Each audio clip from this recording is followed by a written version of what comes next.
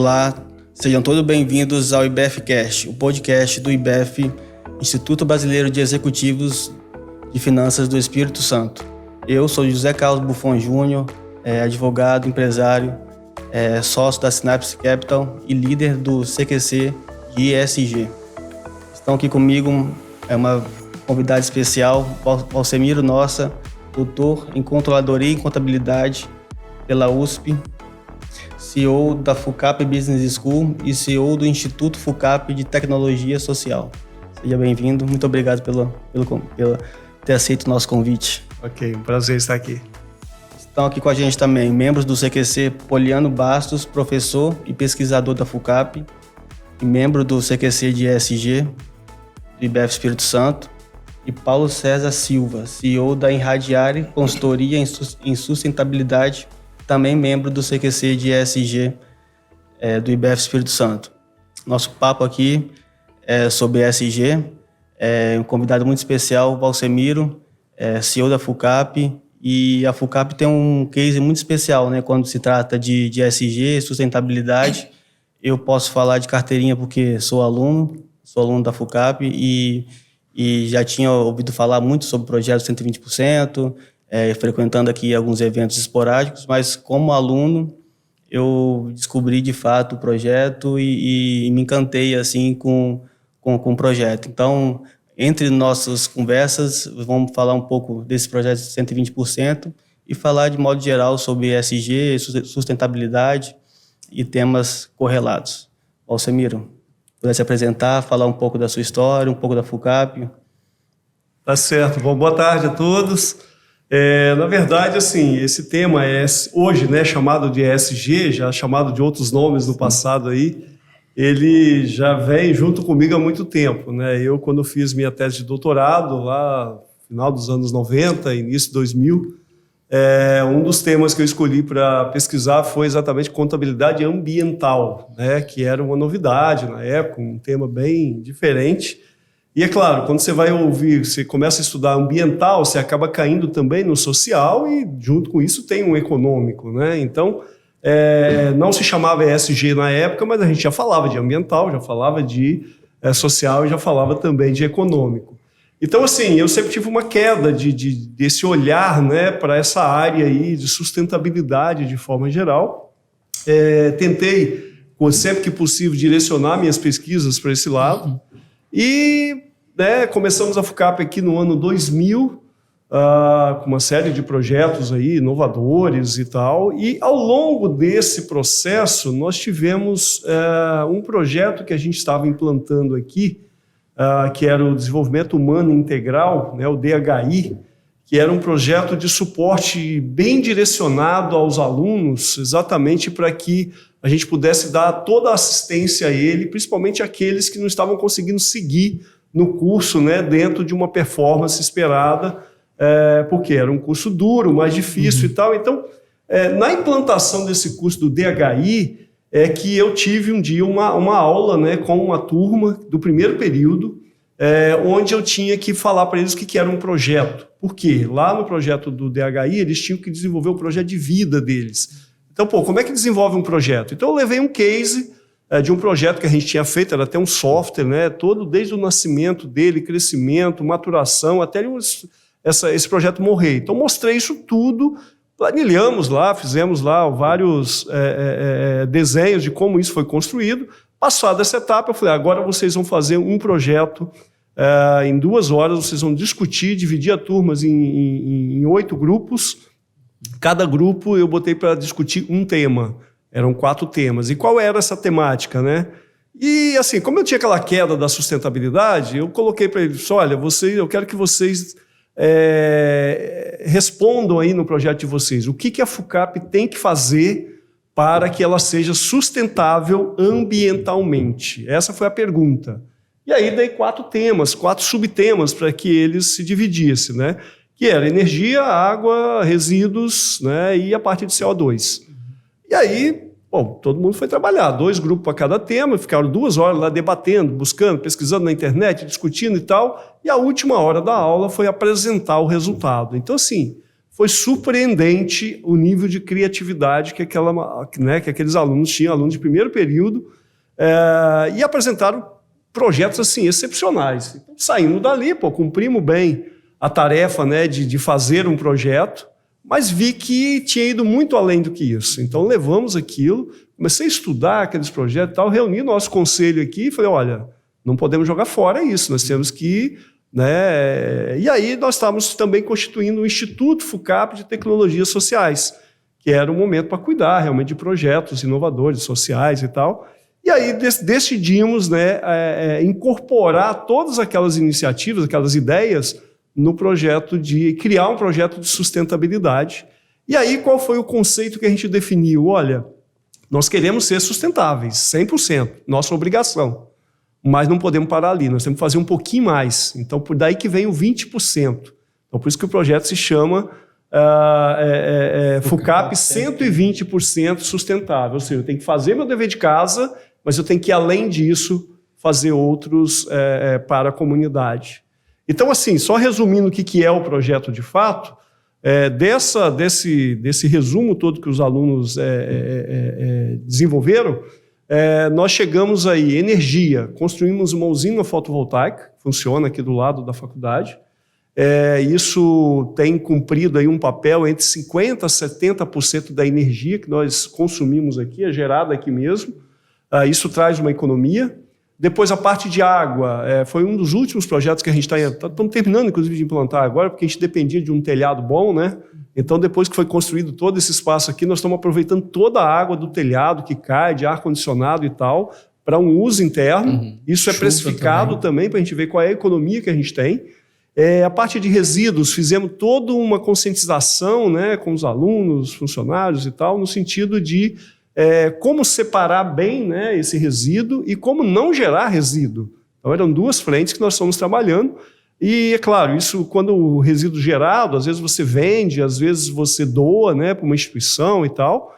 E, por último, era a questão do CO2. Pô, CO2, você tinha desde lâmpadas, né, que nós somos aos poucos trocando as lâmpadas para LED, trocando equipamentos, né, ar-condicionado, que pudesse ter uma economia de energia ali, menos emissão.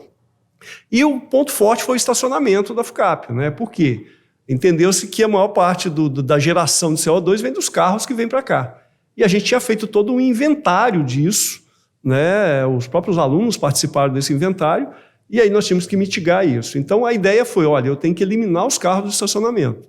Então foi feito um bicicletário, né, para incentivar os alunos a virem de bicicleta, incentivado que um dê carona para o outro, aquela coisa toda. E quem não puder vir a pé ou vir de bicicleta ou não usar um mecanismo aí que agrida o meio ambiente, que emita CO2, que tivesse que pagar uma taxa no estacionamento. Então, toda a taxa de estacionamento, a economia de energia, de água e possíveis resíduos que são vendidos, a soma disso constitui um fundo dentro do Instituto FUCAP, né, e esse fundo é que faz os 20% que é para a sociedade. Então, acabou sendo um projeto social decorrente de todo esse processo aí.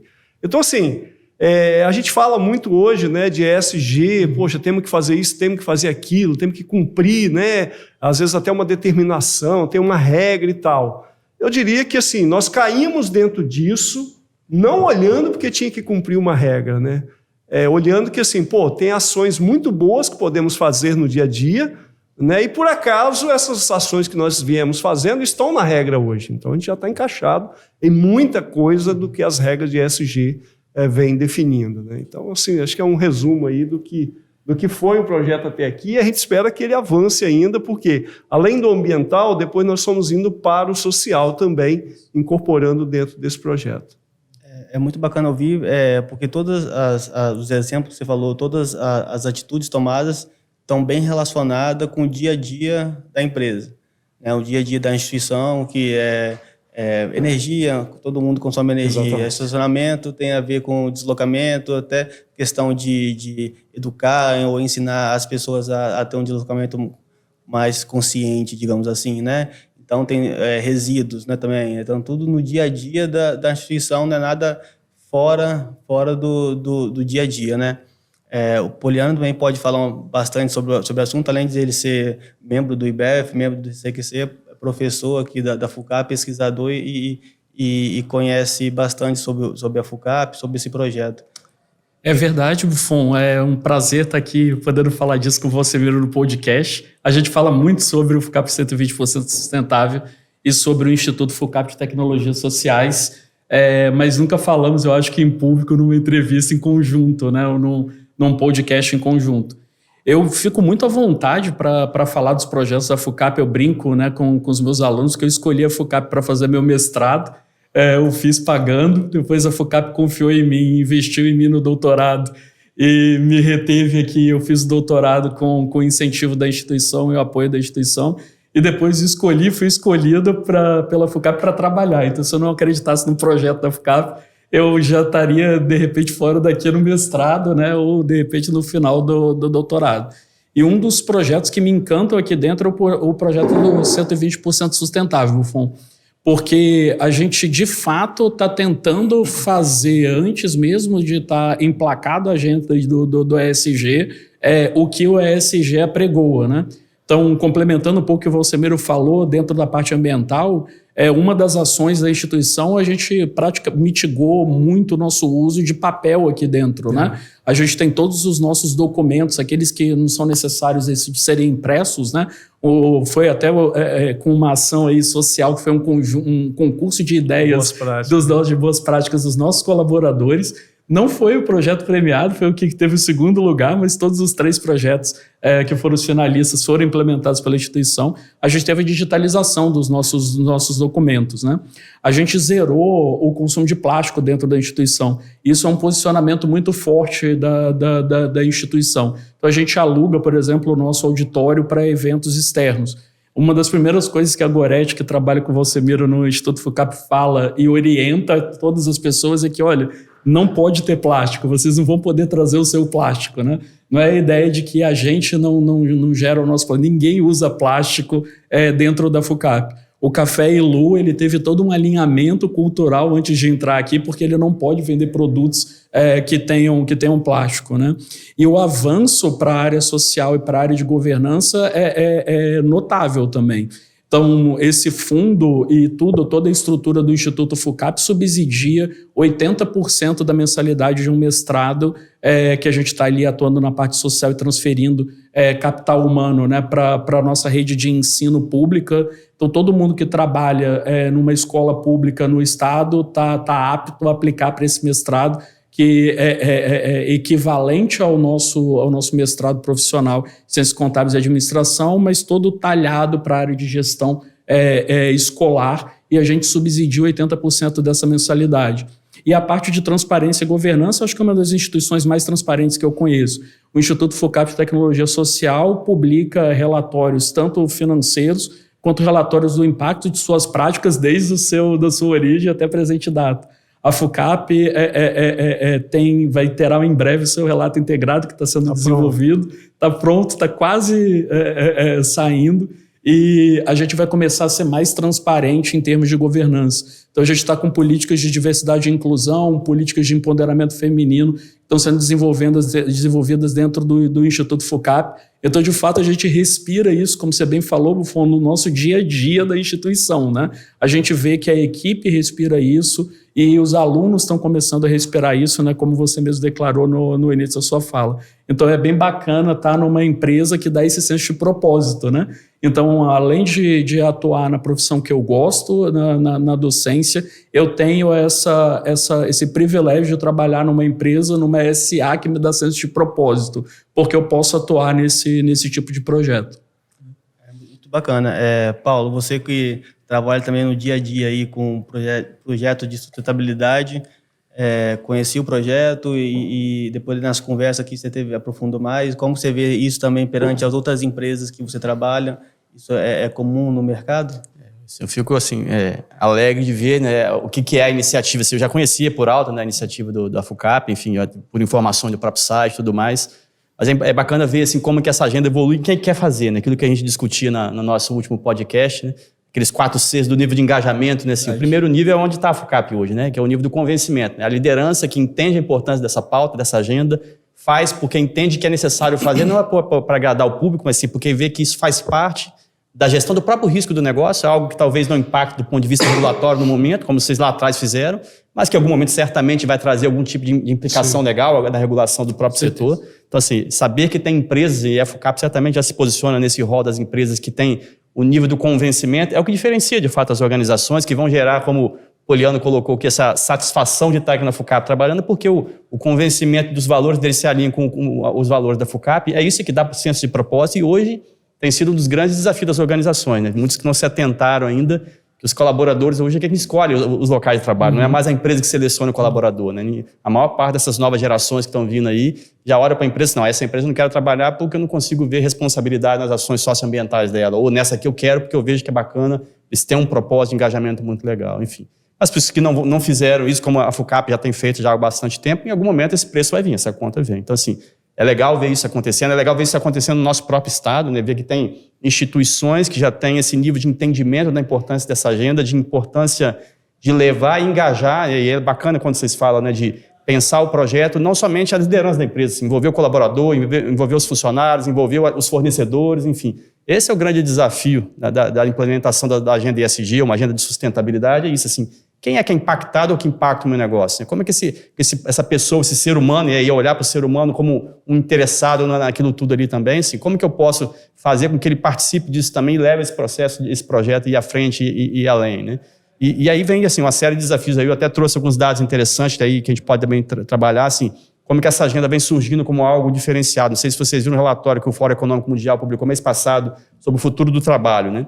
E aí fui folheando o relatório lá, achei muito bacana e interessante, porque ele trouxe, dentre as diversas carreiras mais promissoras em termos de crescimento, e é natural, né? Tecnologia é uma que aparece ali, a grande maior parte das oportunidades vão ser geradas na área de inteligência artificial, machine learning, enfim, IoT, todas essas principais frentes tecnológicas, mas me chamou a atenção, entre os 10 primeiros, uma carreira, né? Especialista em sustentabilidade. Estava lá, entre os 10 primeiros, das maior taxa de crescimento. E aí, sim, como que vem os desafios, né? Eu acho que é um pouco disso que a FUCAP já vem fazendo quando envolve o aluno, é isso, assim, começar a sinalizar para um futuro profissional de mercado de que essa pauta é importante, né? Quando você traz um projeto desse, você já começa a processar ali o nível de conhecimento mínimo da importância de olhar para as realidades de negócio, do ambiente de negócio, com essa lente, né? Do cuidado dessas questões. E aí, óbvio, tem todos os desafios. Hoje a gente vê, assim, fiz uma pesquisa recente também, as principais escolas de negócio do mundo estão nesse dilema hoje, assim, o que nós vamos fazer para trazer essa lente para o profissional, né, o gestor da empresa ali, porque eu posso fazer um curso de especialização, especializar alguns profissionais, ou eu começo a transversalmente inserir nas disciplinas do programa curricular, como que a disciplina de finanças conversa com essa pauta, como a disciplina de contábil conversa com essa pauta, e aí você vai transversalmente trabalhando. Mas o primeiro passo já estão dando, quer dizer, é começar a fomentar no aluno ali na base esse nível de preocupação com esse sistema, porque em algum momento o próprio aluno vai começar a demandar também das organizações de educação, de ensino, assim, como é que esse assunto vai entrar aqui para a gente? Vai ser só numa especialização, no mestrado? Ou vamos ter isso na grade curricular, enfim. Então, acho assim, muito legal a iniciativa e legal que isso, certamente, eu imagino, já vem gerando, aí vocês podem, de repente, até comentar um pouco mais do que tem sido a recepção dos alunos em relação a isso, ao interesse pelo tema e começar a desenvolver pesquisa, e começar a desenvolver e procurar realmente desenvolver projetos que estejam alinhados com essa mentalidade também. Né? Paulo, eu posso falar por mim, assim, no primeiro CQC do IBEF, eu tive a sorte, a oportunidade de ganhar, e ganhei uma bolsa aqui na FUCAP para fazer um estudo e enfim. E entre as diversas bolsas que tinham diversas possibilidades que tinha um MBA em gestão estratégica e sustentável de negócio. E eu trabalhava no mercado financeiro, já vi o mercado financeiro já adotou bastante essa pauta ESG, de sustentabilidade, e eu vi uma oportunidade de aprimorar e de conhecer realmente a fundo o que é sustentabilidade, enfim. E na primeira aula, na primeira matéria, eu tive o contato com o tema e gostei bastante. E vi que em todas as matérias aqui na FUCAP, todas as matérias que a gente tem, pelo menos no MBA, o Valcimiro e o Poliano pode falar mais que isso, o nome sustentabilidade não é só assim, é o cerne da matéria desse MBA, pelo menos. Então, assim, pergunto para o Valcimiro e para o Poliano também, assim, como que vocês veem o mercado de trabalho em relação ao tema sustentabilidade, ESG e essas governanças e sistemas correlatos ligados a isso? É uma premissa do mercado hoje? É obrigatório conhecer sobre o tema? E é o futuro, você vê que é isso mesmo? Perfeito. Eu acho que assim, a bola está quicando e muito, né? Então, assim, eu vejo que cada vez mais quem compreende bem esse meio, esse processo, poxa, vai realmente conseguir estar bem posicionado no mercado. Porque, por outro lado, como qualquer outro tema, né, que surge, tem um monte de falácia também no meio, né? Tem um monte de gente que se diz entendido de tudo e não tem ideia do que está falando, né? Então, assim, eu acho que um bom treinamento para ele vai levar, sim, a um diferencial, e esse diferencial vai dar um poder competitivo para ele no mercado, né? Então, você falou desse curso aí de sustentabilidade, né? Eu participei, inclusive, da concepção dele. Na época, o Paulo Vanik, lá da Arcelor, também teve uma participação forte. A gente trouxe do mercado para cá qual era a demanda, né? E depois esse curso ainda sofreu mais algumas modificações. Ele está sendo todo revisto novamente agora para a gente trazer talvez um pouco mais ainda mais enfático em algumas questões de sustentabilidade e também na parte tecnológica, né? Então ele vai sofrer ainda uma alteração nessa direção. Mas fora isso, nós estamos trabalhando aqui, né? Eu sou poliano aí, está inclusive desenvolvendo aí um novo projeto de um curso mesmo ESG, ou seja, um curso voltado para ESG, exato, porque a gente começa a ter essa demanda. As pessoas ligam para cá perguntando, né? Cadê o curso de ESG que vocês têm? Opa, então isso está no forno aí, está para sair, vai ser lançado aí daqui a uns dias. Mas eu acho que isso, a gente teve uma experiência muito boa aqui recente, inclusive na graduação, a gente colocou uma matéria como optativa chamada ESG. A gente não tinha, a gente tem esse assunto dentro de várias matérias, mas a gente chamou a atenção em uma, e era uma matéria que foi dada, inclusive, em inglês, né, que a gente tem muitos alunos aqui, tem um bom conhecimento de inglês, e principalmente para a gente já treinar esses alunos para que eles tenham uma interação melhor lá fora. Então a disciplina foi dada em inglês, acho que tinham 8 ou 11 alunos, alguma coisa assim, e foram colocados vários temas aí de ESG. Um dos temas colocado foi o relato integrado, né? Não sei se todo mundo já tem conhecimento, já tem uma norma no Brasil, lá no Conselho Federal de Contabilidade, já homologou. Aliás, o do Conselho Federal é uma orientação para que as empresas façam o relato integrado, mas a CVM já colocou como obrigatório que as empresas de capital aberto, né, publiquem o relato integrado. Só que ninguém sabe bem o que é isso. Então isso foi discutido lá, e aí alguns alunos se interessaram muito pelo tema, aprofundaram e tal, tanto que fizemos um projeto interno aqui na FUCAP, trouxe alunos para esse projeto, a gente fez o primeiro relato integrado referente ao ano de 2021, fizemos em 2022, mas não divulgamos. Por que não divulgamos? A gente sentiu que, ao coletar as informações que a gente queria no relato, tem informações que, a gente faz isso, mas tivemos dificuldade de coletar a informação. E aí fomos ver que, assim, fazemos mais ou menos, não está bem feito, né? Por quê? O colaborador não sabe do que se trata, a informação não foi armazenada em lugar nenhum, tem problema aí. Então, assim, não está disseminada aquela ação. Então, como é que eu vou ficar relatando uma ação que ela não está disseminada? Demos um passo atrás, não vamos soltar o relatório agora, vamos trabalhar mais um ano, exatamente aparando esses detalhes. Não é da informação em si, é da ação. A ação tem que estar sendo feita, tem que estar disseminada e tal. Então, retrabalhamos isso. Esse ano, reprojetamos todo o relatório, ele está pronto, está na fase de diagramação, para a gente realmente poder soltar. Vai ser o melhor? Ainda não, ainda tem evoluções a fazer. Mas eu acho que tem eu sempre uso nas minhas palestras um gráfico que fala de reputação, né? E esse gráfico, ele tem a parte vertical dele, né? Você vai colocar aí as ações críveis que você faz, aquilo que você faz de fato crível, né? Principalmente, vamos pegar a sustentabilidade, que envolve econômico, social e ambiental. O que você faz? E no horizontal, no vertical, eu tenho como é que eu mostro isso para alguém. Então, se eu faço, quanto mais à direita está a minha horizontal e aqui mais alta a minha esquerda, aqui, né, a vertical, eu tenho um quadrante lá. Quanto mais eu estiver ali, significa que mais reputação eu tenho. Ou seja, se eu tenho ações críveis e tal. Se eu faço bem e mostro bem, todo mundo me enxerga bem. Agora, se eu faço muito bem e não mostro para ninguém, nem todo mundo vai saber o que eu faço. Então, eu não consigo ter aquele olhar de quem está de fora. Agora, o outro lado também é problema, né? Se eu mostro muito que faço, mas na verdade eu não faço quase nada, essa casa cai em algum momento. Então a minha reputação cai. É o greenwashing, né, da agenda ambiental, ou o ESG washing, né, como está chamando hoje agora. Aí, o greenwashing, blue washing, tem um monte de washing. Cores washing. Então, assim, é isso aí. Então, assim, eu tenho que mostrar bem, mas mostrar aquilo que eu faço.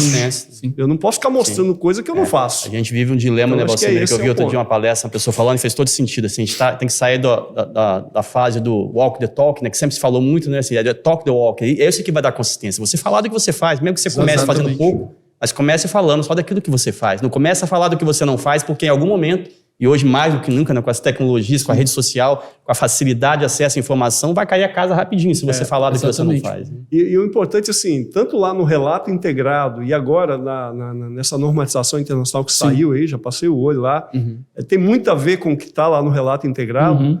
A orientação é, olha, eu tenho isso muito bem que eu faço, relate. Eu tenho isso aqui que não está bem.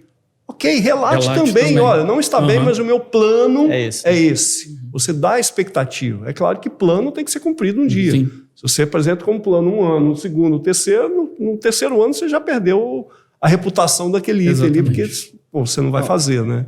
Uma coisa boa do relato integrado, né, é que ele proporciona essa interação com todas as partes envolvidas dentro da organização, né?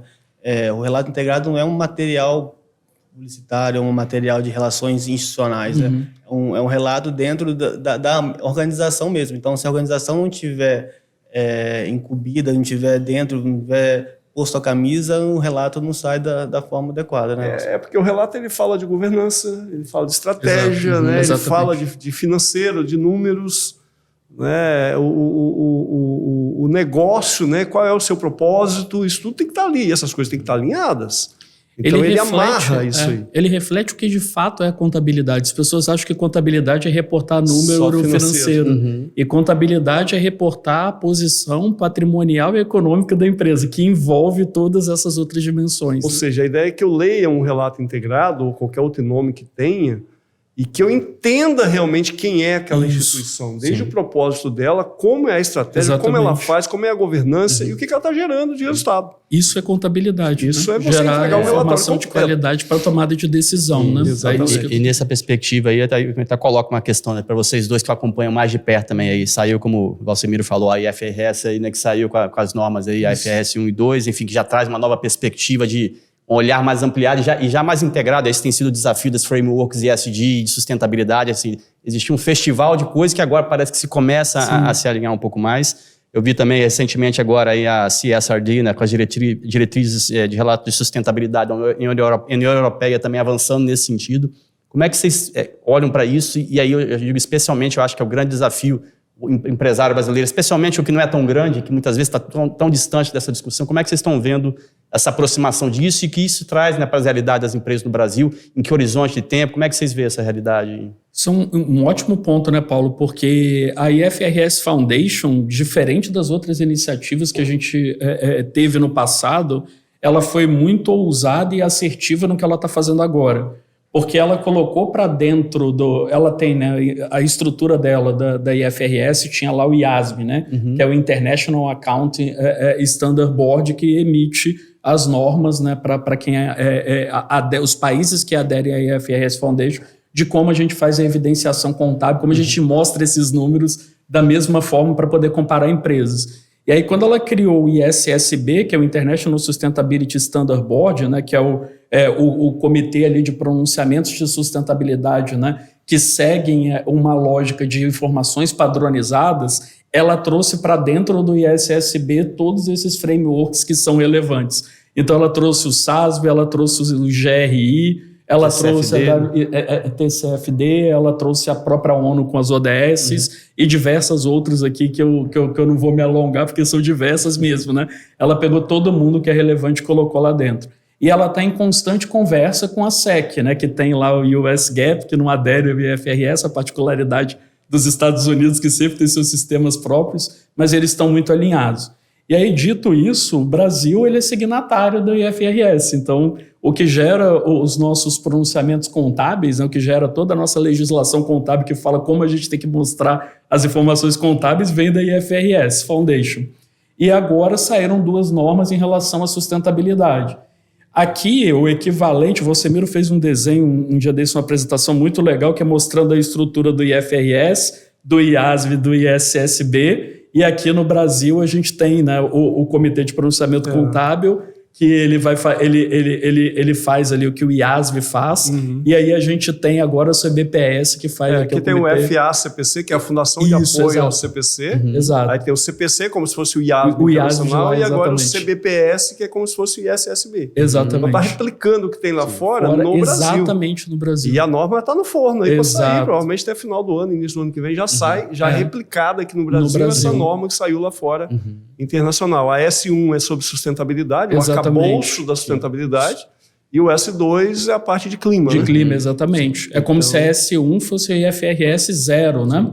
Então o CPC 0 é a parte conceitual toda. O que muda muito para as empresas de todos os tamanhos, né? Agora vai ter que ser divulgado questões relativas não só à parte de governança e contábil e a parte de emissão de gás de efeito estufa, mas questões relativas à estratégia da empresa, como que a empresa faz o seu planejamento estratégico, que tipo de relação ela tem com seus stakeholders, e traz a figura do que para a contabilidade é um caos da dupla materialidade, né? E o que é a dupla materialidade de um jeito simples? A gente tem que saber o impacto dos eventos sustentáveis e climáticos nos números contábeis financeiros, nas finanças da empresa, mas a gente tem que saber também o impacto da empresa nas operações, nas localidades onde ela opera. E a gente tem que mostrar isso, né, evidenciar isso, seguindo um padrão contábil. E isso, como o Vocemiro falou, vai ser o que o Brasil vai fazer, porque é a legislação brasileira, ela segue a IFRS Foundation. E como a norma está mais ampla do que os seus primeiros drafts, né, então ela fala de emissão de gás de efeito estufa até em escopo 3, isso impacta muito as pequenas e médias empresas, porque em algum ponto elas são fornecedoras na cadeia de valor, na cadeia de suprimento de alguma empresa grande que vai ter que fazer toda a divulgação disso. E aí ela vai ter que ter, de alguma forma, isso estruturado para municiar a empresa focal na cadeia de valor de informações para que ela possa atender a regulação. E aí cabe lembrar que desde 2015 e já implementado em 2021, o Banco Central Brasileiro ele tem uma norma que obriga todos os bancos a acessarem não só o risco financeiro, mas o risco ambiental e climático de todos os empréstimos que eles concedem. Se o banco não fizer esse acesso, ele entra como responsável solidário caso ocorra algum incidente climático ou ambiental. Então a gente tem aqui no Brasil muita coisa convergindo para que a gente tenha uma adesão muito rápida a todas essas normas. E no ano que vem a gente vai ter um marco legal estabelecido sobre o mercado de crédito de carbono e emissão de gás de efeito estufa, inventário de gás de efeito estufa, que é uma outra ação do governo brasileiro que está correta no sentido de que a gente tem o potencial de ser a maior economia verde do planeta, né? Como o Vocemiro falou, a bola está quicando muito para o Brasil, né? A gente tem esse potencial. Acho que duas coisas importantes. Você falou assim, primeiro vem a cabeça, será que as empresas estão preparadas para se adequarem a essas normas, a essa regulamentação? E outra coisa é a oportunidade, né? Qual a oportunidade que essa regulamentação, do mercado de carbono, por exemplo, ou essas mudanças gerais que estão acontecendo, qual a oportunidade que isso traz para as empresas, traz para as pessoas no final do dia ali?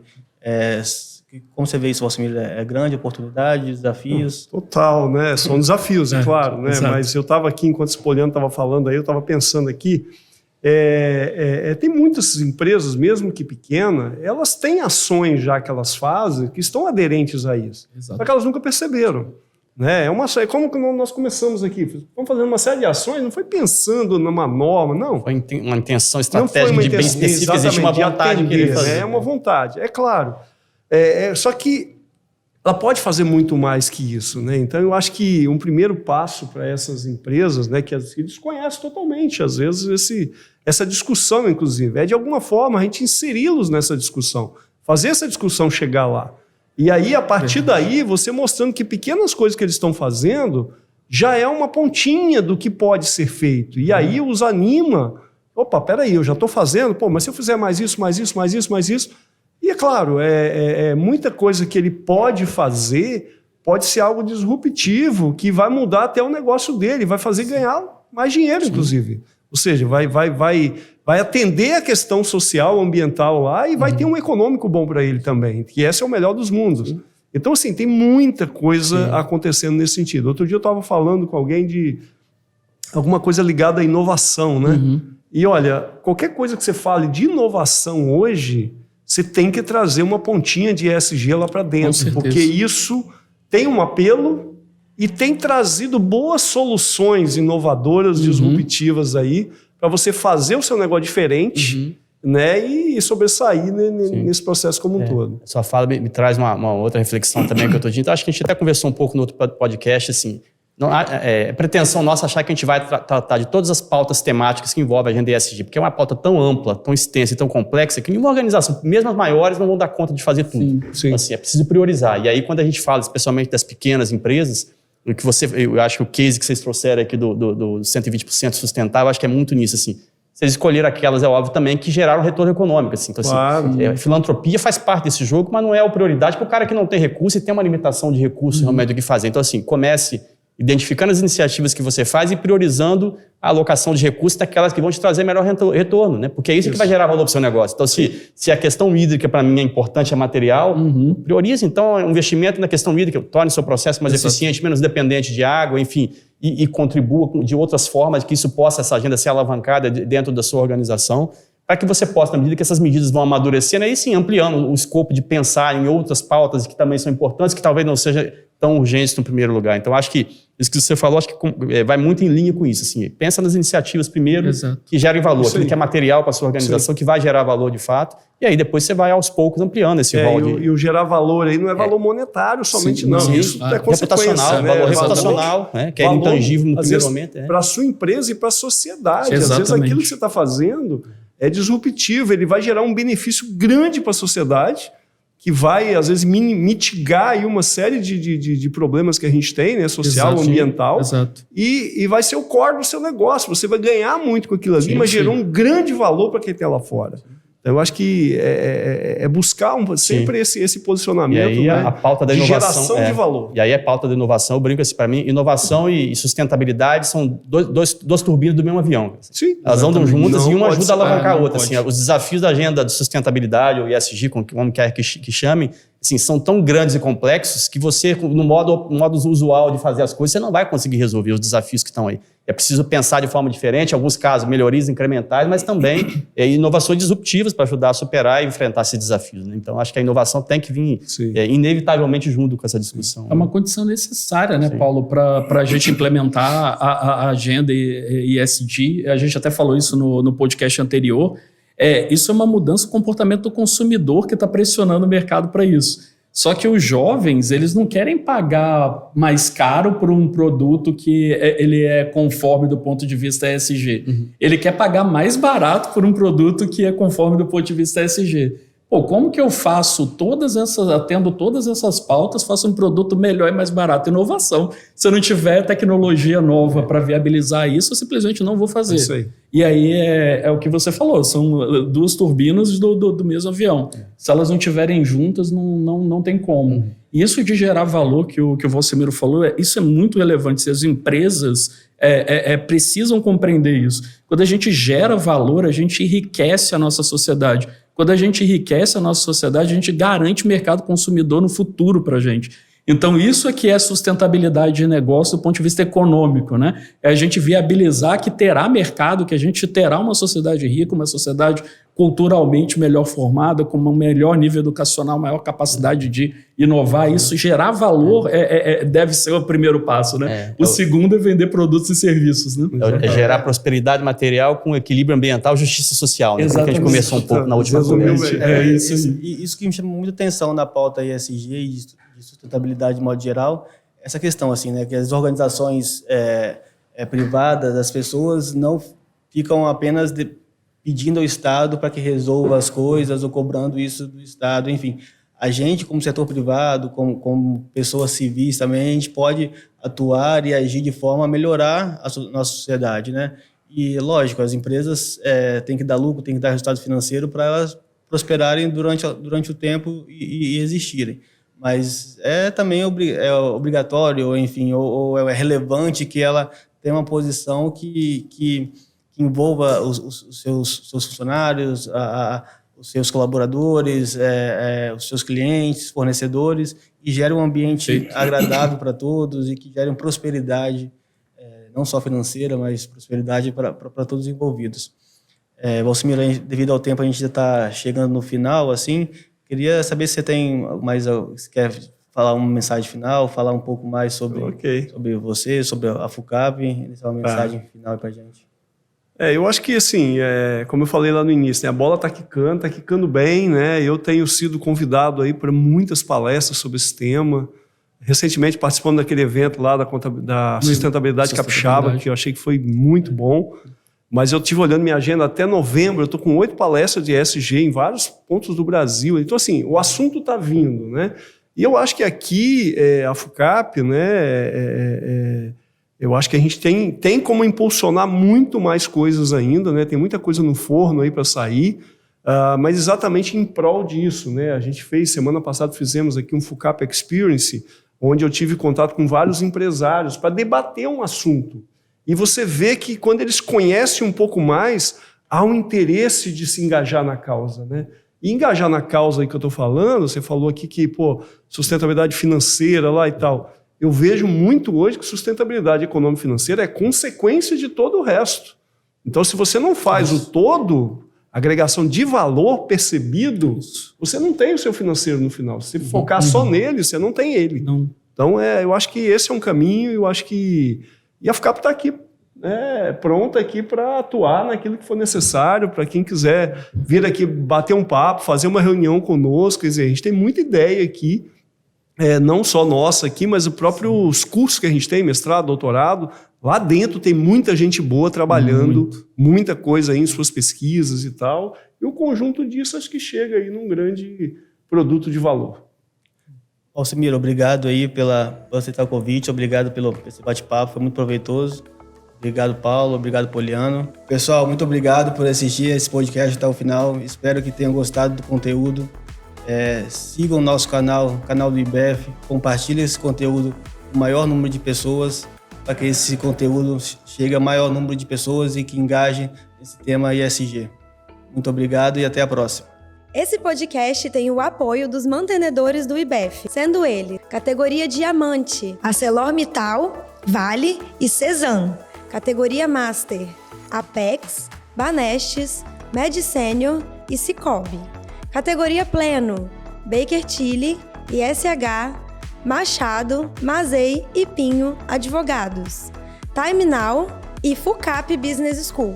Apoiadores: Accounting, Contabilidade e Consultoria, Ótima, Rede Vitória, TES Contabilidade e TV Capixaba. E apoio institucional da FUCAP Business School.